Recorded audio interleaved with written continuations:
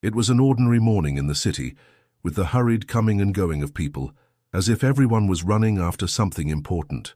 Among the many buildings that streaked the sky, there was one in particular, elegant and imposing, which housed one of the largest investment companies in the region. Inside this building, a young woman of only 18 years old, with a simple appearance and with her gaze lost among documents and folders that she had to hand over, walked in a hurry. Her name was Sara, and her biggest dream was to give a dignified life to her mother and her two younger brothers, who had stayed in their home country, hoping that she would find a chance to change the family's destiny. Sara was not there by chance. He had left everything behind, crossed borders, faced the fear of a new and unknown world, just to get that temporary job as an office assistant. With the minimum wage she received, she could barely pay the rent for a simple room and send some money home. But she had hope, and that hope was what kept her going, even when everything seemed to come crashing down. That day, however, something strange began to happen. As she arranged the stacks of papers on her desk, Sara felt a sharp pain in her belly, a pain that seemed to go through her entire body. He tried to ignore it and took a deep breath, but soon realized that something was not right.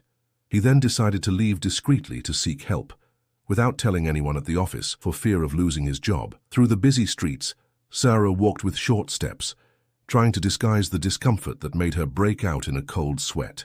I didn't know anyone in the city. He didn't know who to turn to. It was then that as she turned a corner, her eyes came across an elegant sign, Clinica Vida Nova, Fertility Specialists. Sara hesitated.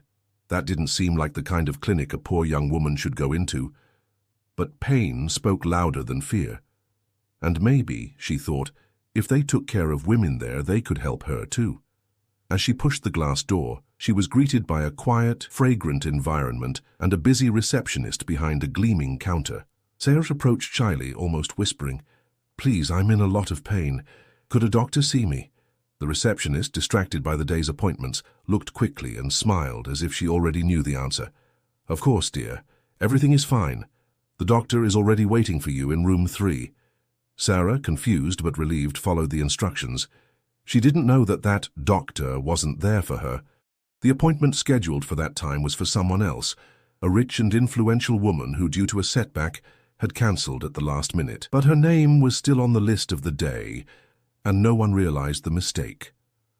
When Sara entered the room, she was greeted by a confident-looking doctor who didn't even look at her, focused on his notes. "Everything is ready for the procedure," said the doctor, with the certainty of someone who was thinking of talking to the expected patient. Sara, nervous, believed that this was part of the service. After all, he was the doctor, and she, a girl with no knowledge, only trusted those who supposedly knew what they were doing. Little did she know that at that moment, fate was playing with their lives. The doctor gave her an injection, did a quick procedure, and with calm words asked her to rest. Sara left without understanding what had happened. And what no one, not even her, knew yet, was that at that moment, the deepest dream of a millionaire who didn't even know Sara had been deposited in her womb, a mistake that could never be undone.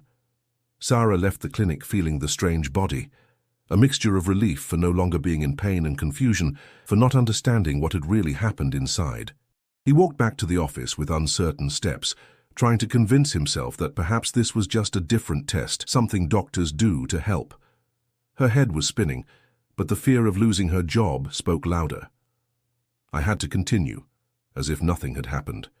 Meanwhile, on one of the highest floors of the building where Sara worked, a man watched the city from the top of his glass window, his gaze distant and dark.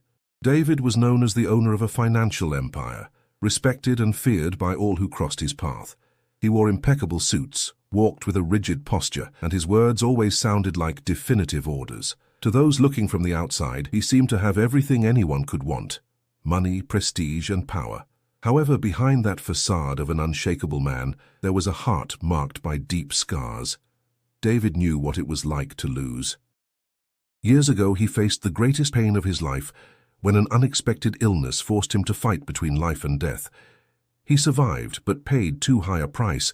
Chemotherapy, which saved him, also took away his chance to fulfill the only dream he could never abandon, that of being a father.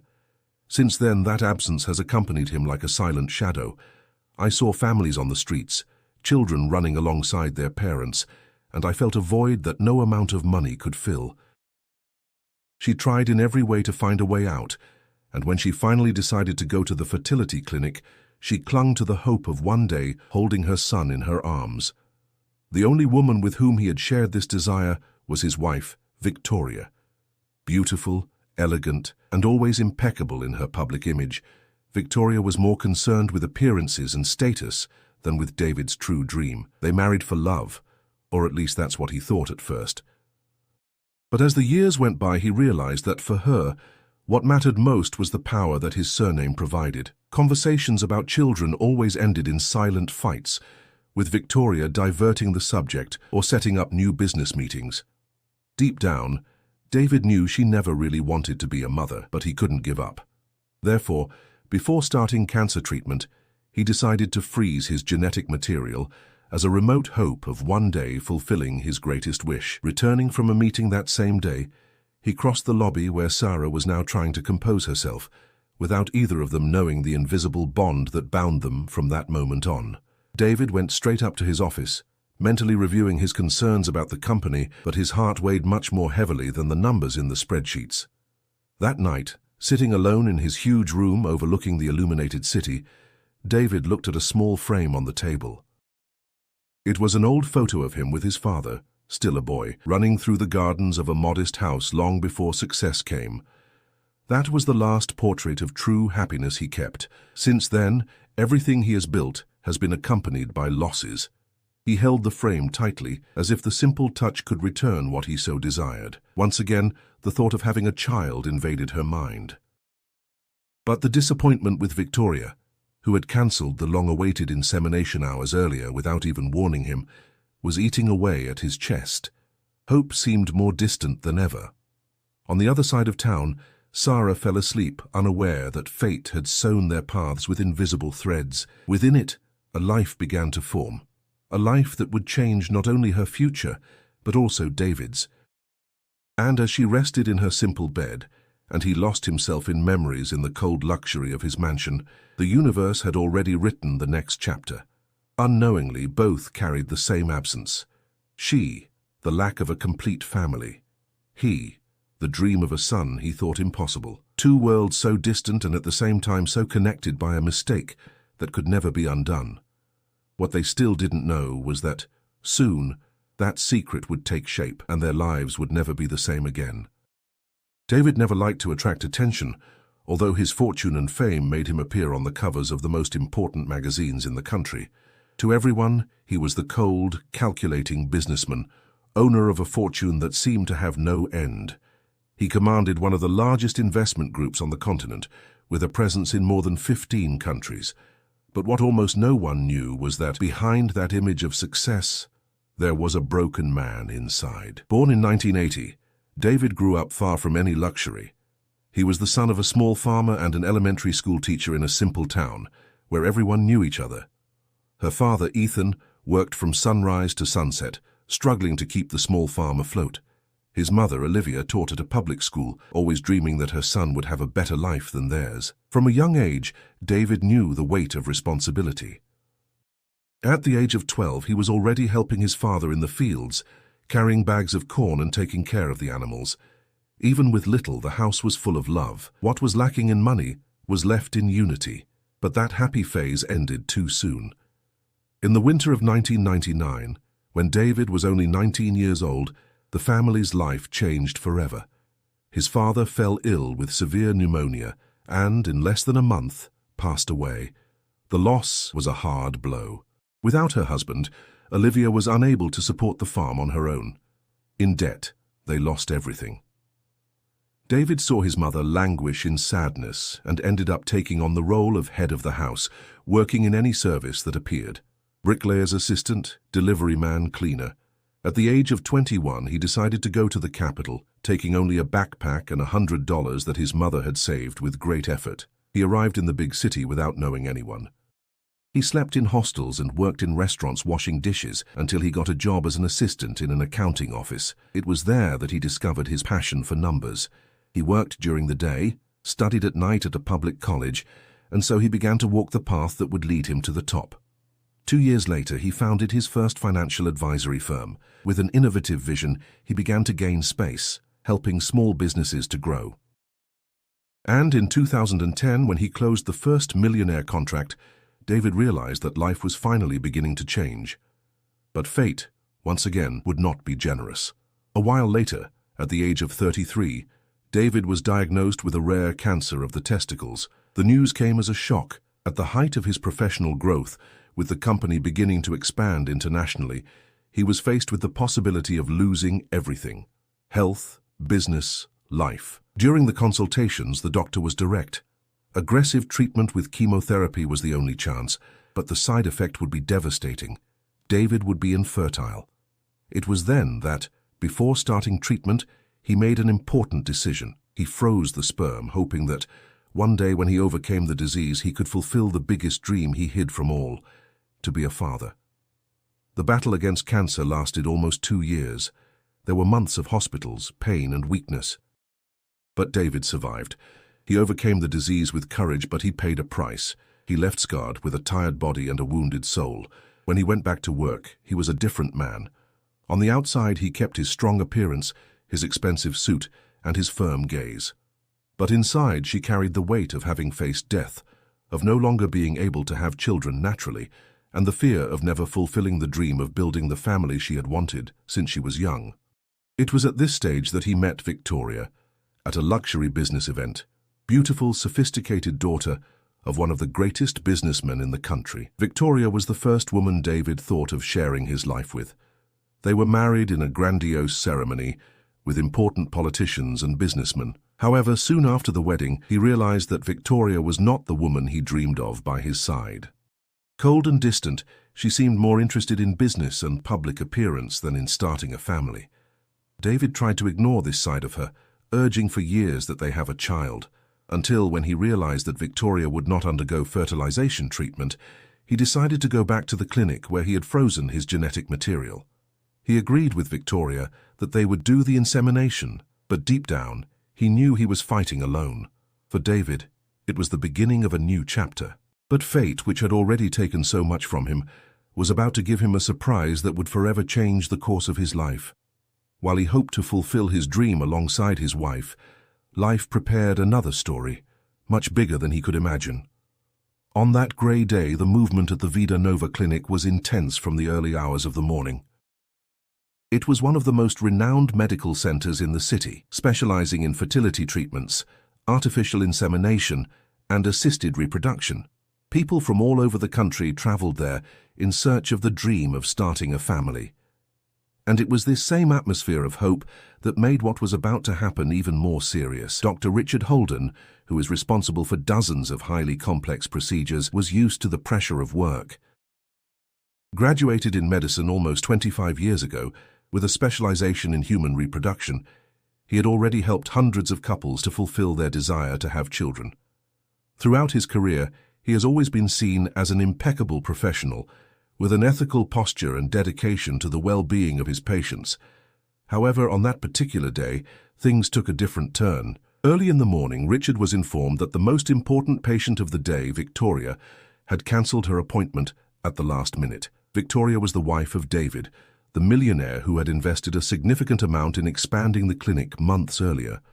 Her procedure was the most awaited, as it was David's only chance of having a biological heir, since his genetic material, frozen for almost 10 years, was limited. There was no other sample available.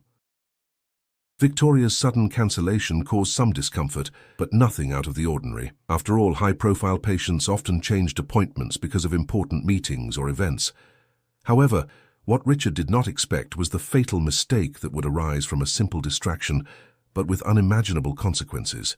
While she was solving other issues, a new young woman entered the reception, clearly frightened and in intense pain. It was Sara, looking for help for the abdominal discomfort that made her sweat cold. The receptionist, newly hired, seeing Victoria's name still on the list without the system having been updated, assumed that Sara was the expected patient. Without consulting Richard, the receptionist quickly filled out a provisional medical record with Sara's superficial data and directed her directly to the procedure room. Richard, immersed in a busy morning, didn't even look at the patient's face when he entered the room. Accustomed to the repetitive flow of consultations, he took the medical record from the table and followed the protocol as usual. On that day, he was supposed to perform insemination with David's frozen genetic material, as he had done in many other cases. To him, it was just another carefully prepared procedure, without imagining that he was facing someone else, a young woman of only 18, unrelated to that process. It wasn't until the end of the day, while reviewing the records for the day's reports, that Richard noticed something strange. When looking for the patient's details, he noticed that the name of the person who had undergone the insemination did not match Victoria's. "Who is Sara?" he murmured, feeling a chill run down his spine. Immediately he went back to his documents and began to rummage through each paper at the reception. It was at that moment that his heart almost stopped. Victoria's medical record, the correct one, was still on her desk, untouched, and Sara's name appeared linked to the procedure he had just performed. Richard felt his hands tremble. It was a mistake that could never have happened. A slip that now could destroy not only the life of that innocent girl, but also David's dream of fatherhood and the future of the clinic. It was minutes before he could reason clearly. The first reaction was despair. How to tell David, a man who had fought cancer and who had put all his hope in that procedure? How to explain to Sara, a lonely, humble young woman who trusted the clinic only to get relief from abdominal pain? Richard sat in his living room, his head in his hands as thoughts tormented him. The weight of guilt crushed him, and the fear of losing the career he had taken decades to build made him hesitate. "I should tell, but if I tell you, it's all over. The clinic, my reputation, the trust of the patients," he whispered to himself. He knew that the right way was to confess his mistake immediately, but insecurity paralyzed him. If he made it public, he might never be able to work in medicine again. If he hid his mistake, he would save his own career, but he would destroy the fate of Sara and David. Night fell, and Richard sat there staring at nothing. The memory of so many couples he had helped form a family did not leave his mind. As a doctor, his commitment was to life, to care, to the truth. But now, in the face of the worst crisis of his career, doubt consumed him. In the following days, the clinic continued to operate as if nothing had happened.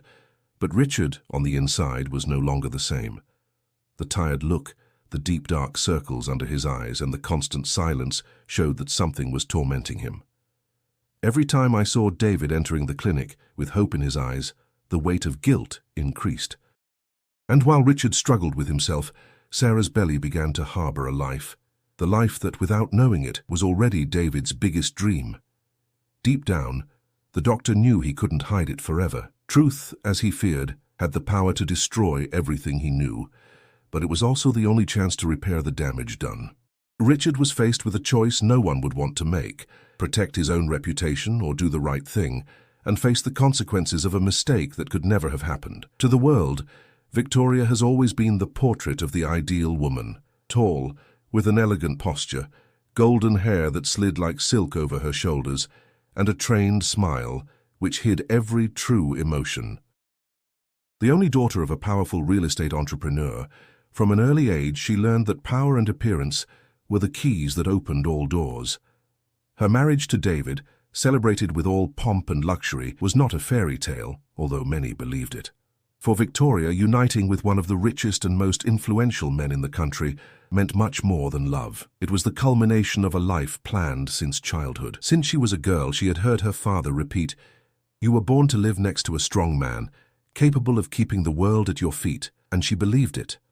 At the beginning of the relationship, Victoria even let herself be enchanted by David. He was different from the men who circulated in his social circle, reserved, serious, with an intelligence that overflowed in every word.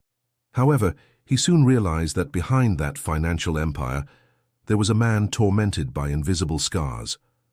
David was discreet and rarely talked about the past, but Victoria knew about the illness that had left him, with no chance of having children naturally. And this detail for her was just another obstacle to be overcome.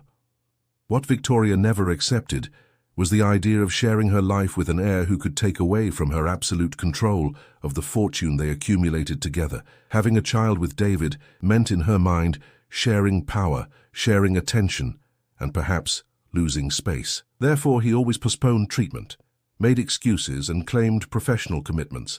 even though he knew how much it hurt David. On the night she cancelled the insemination, Victoria was at a lavish party, surrounded by businessmen and investors.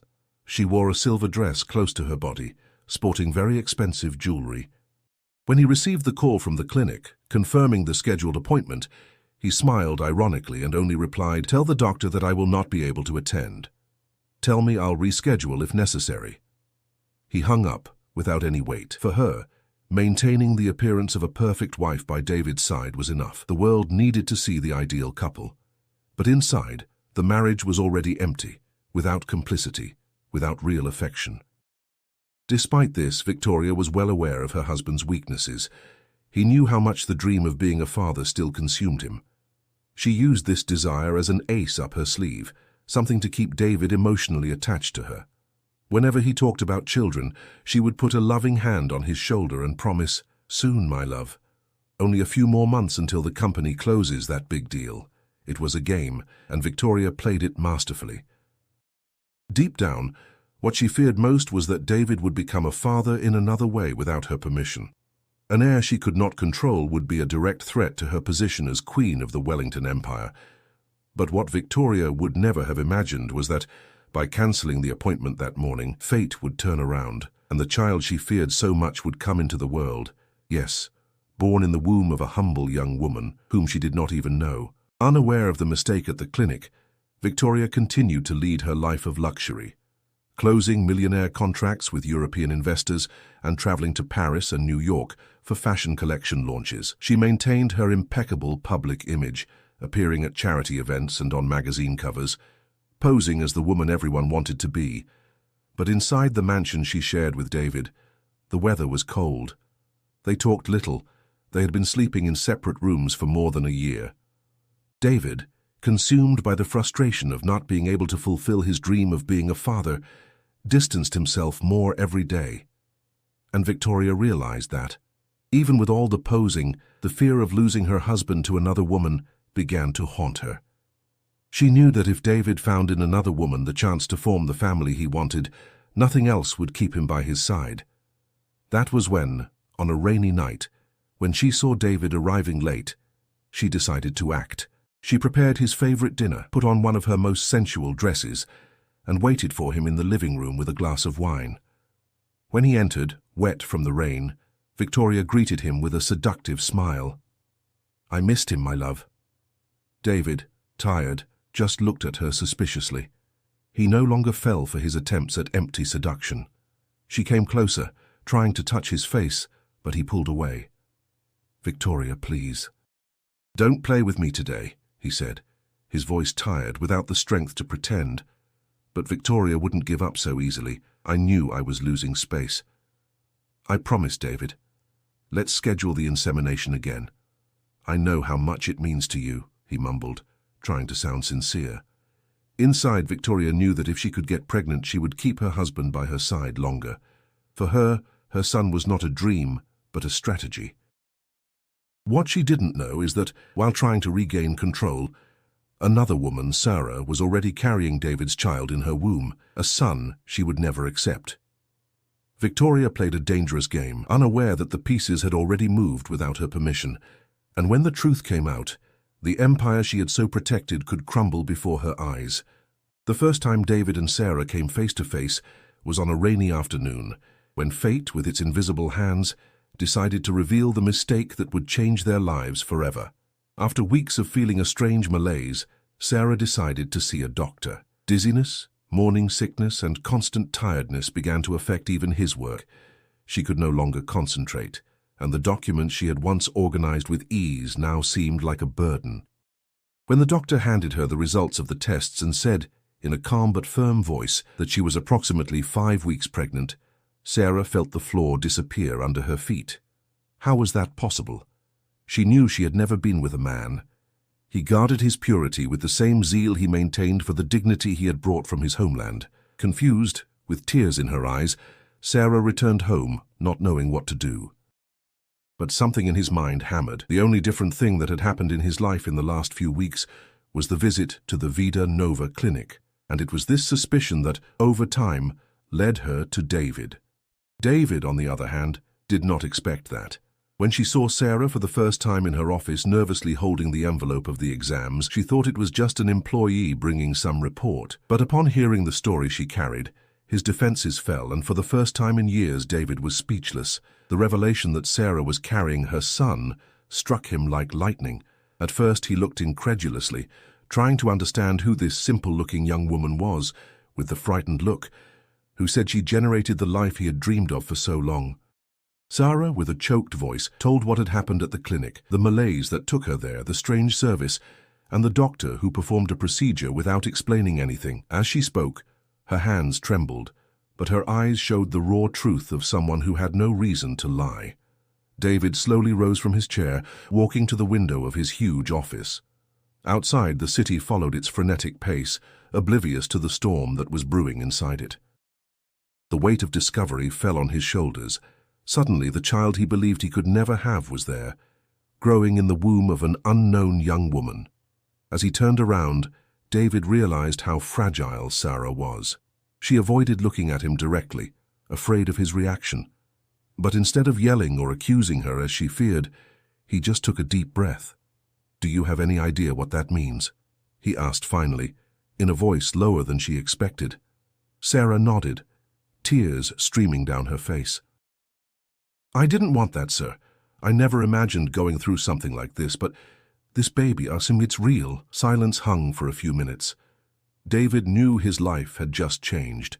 Everything he had planned, the walls he had built around himself to protect himself, collapsed in that instant. In the days that followed, the meeting between the two echoed in David's mind. He, used to dealing with large contracts and millionaire figures, had never come across something so human, so out of his control. And for Sara, life has become a whirlwind. Every time she thought of the man who now knew the secret she carried, she felt a mixture of fear and hope. The reunion of the two happened faster than they expected. David, unable to ignore the situation, decided to look for her. He went to the small apartment where Sara lived, away from the luxuries of her usual life. When she opened the door, surprised to see him there, David noticed how much that modest environment contrasted with the world of wealth he knew. She saw the simple walls, the mattress on the floor, and the small personal objects that showed how much Sara struggled to survive with dignity. "I came because I need to better understand what's going on," David said, in a more human tone, putting aside the coldness that had made him feared in business. Sara invited him in, still not knowing how to deal with that imposing presence within her small world.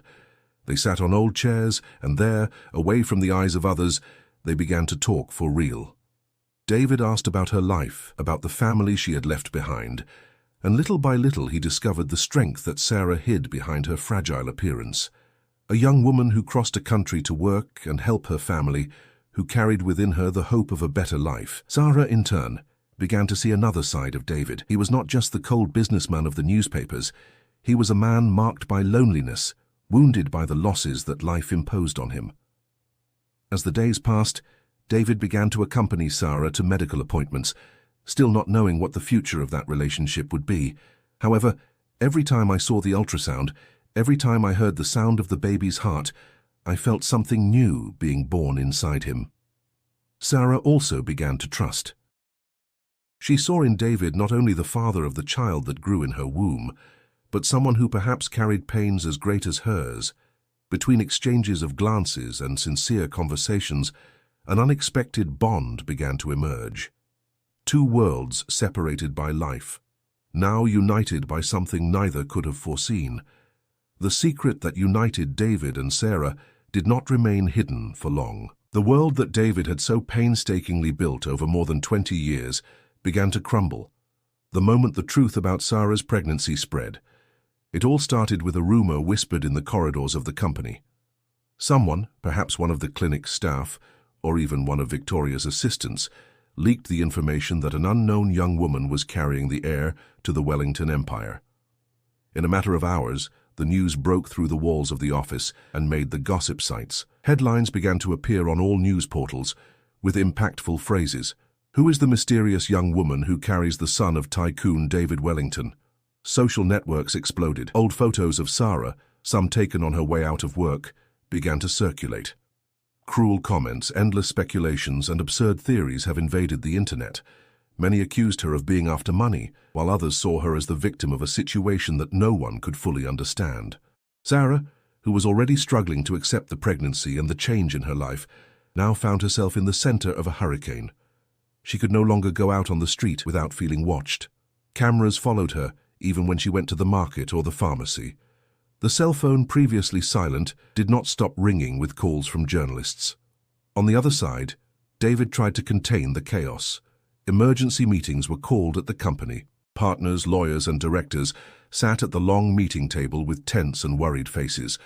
One of the older executives, visibly nervous, said, "Mr. Wellington, the situation is getting out of hand. We need an official statement. The company is suffering. Shares have fallen 15% since yesterday." David, with a tired look, massaged his temples, feeling the weight of responsibility.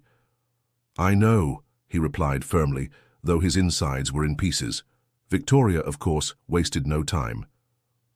He used the scandal as a weapon. He called the journalists he knew personally and leaked even more information, always posing as the betrayed wife, the woman wounded by an alleged infidelity. In an exclusive interview, she appeared with tears in her eyes, using the role of the victim. "I always supported my husband in everything. We fought together to have a child. I never imagined that he would look for this in another woman." The image of Victoria crying was broadcast on all channels, increasing the fury of the public.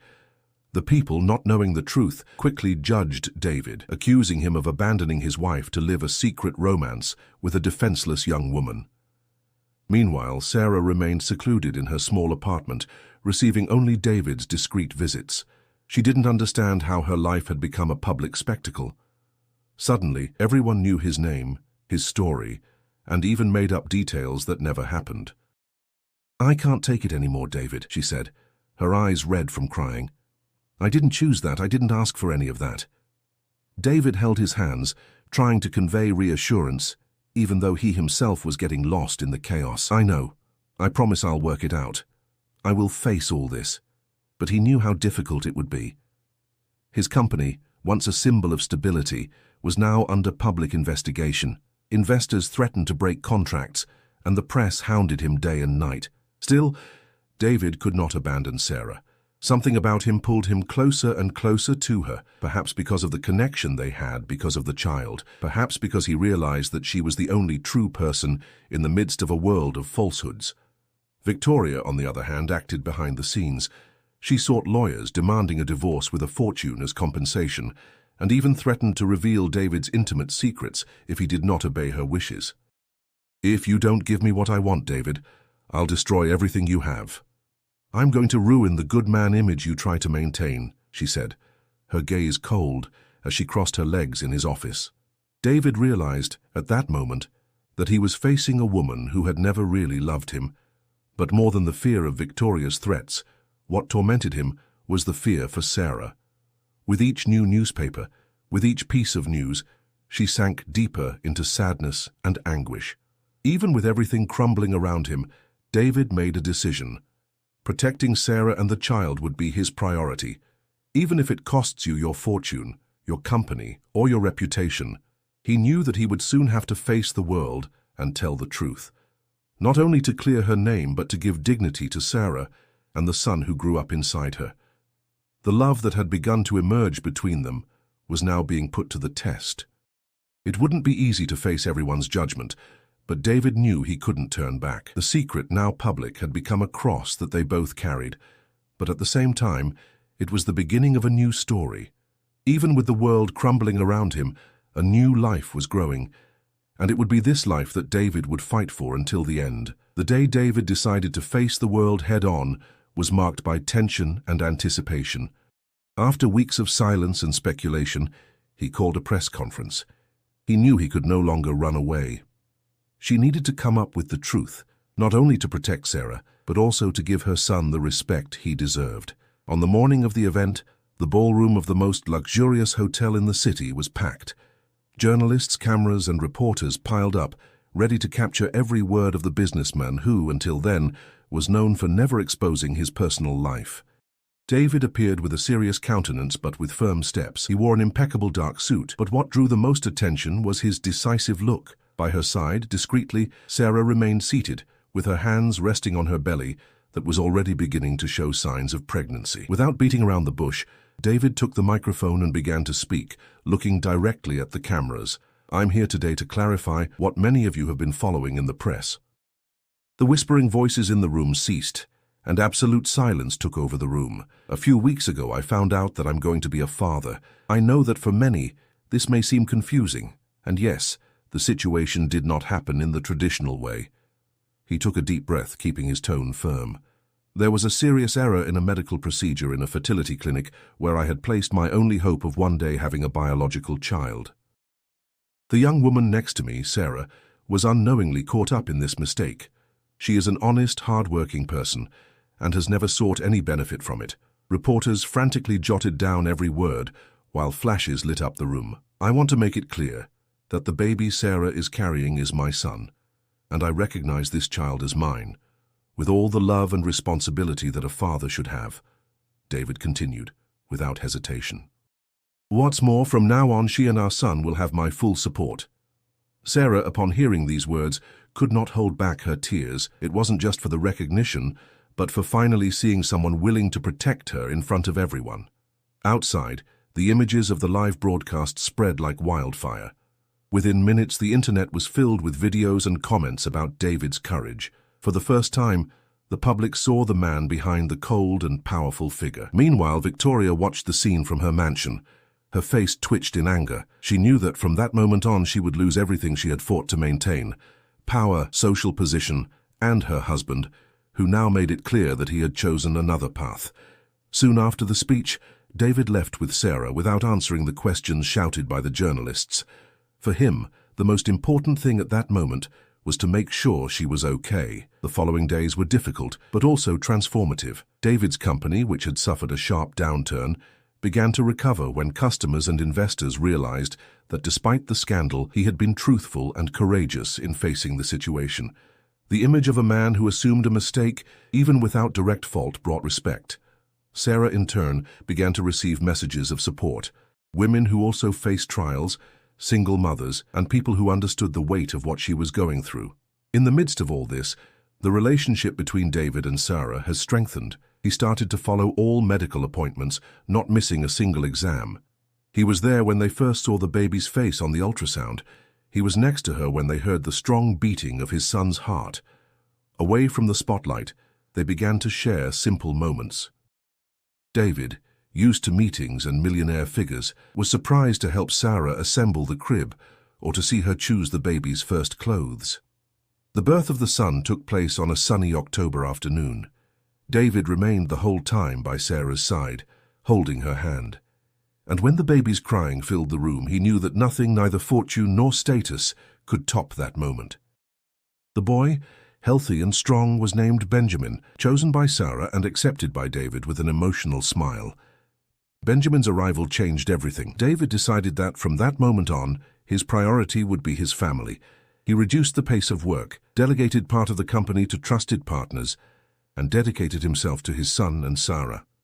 Victoria, realizing that she had lost control, went ahead with the divorce process. In return, he tried to demand a fortune, but David, prepared, managed to reduce the losses to a minimum. The process was completed quickly, and for the first time, he found himself free from that loveless marriage. Sara, in turn, transformed. The shy and frightened young woman gave way to a strong woman who now knew the value she had. With David's support, she went back to school and started preparing to work in something she loved. Finally, the story that began with an irreparable mistake ended as a new beginning for everyone. David, once a prisoner of a solitary life, found in Sara and her son the meaning he was looking for.